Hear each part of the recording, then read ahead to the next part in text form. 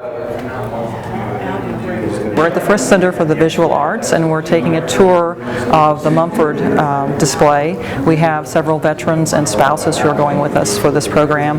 One of the reasons that we've set this up, and one of the reasons we're part of this show, is that we want to let folks realize how seeing some of the images of war, even if they're the images like the Mumford, where it's more of the downtime, the images provoke conversations and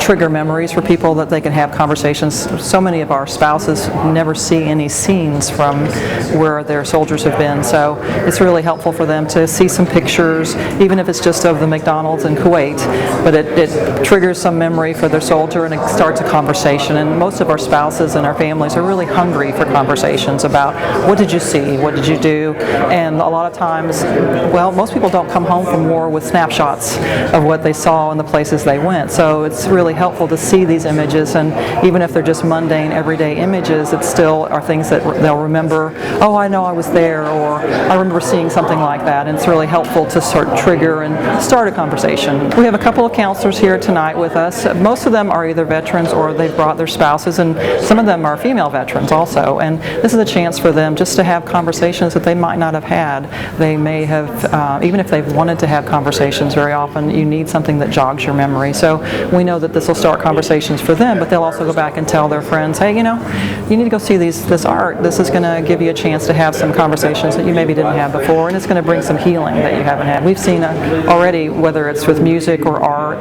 that it helps people to express what they maybe couldn't express verbally, and so this is a chance for them to express that in a way that maybe it would be difficult otherwise, and they'll go back and tell their friends about that, because if it's helpful, they're going to share it. Well, it's vital. Part of the problem that we see with some of our veterans from former wars is that nobody ever had the conversations, and the family members are sad because they never knew what their soldier had been through, and the soldiers too often die without ever having a chance to find healing. We still have soldiers from World War II who go to bed in their 80s and still have nightmares, and part of what we have found is that sharing and talking about what you've seen and letting other people hold the memory with you is healing and can help you to, most people are afraid if I start talking about it, it's going to make it worse, when in fact it makes it better.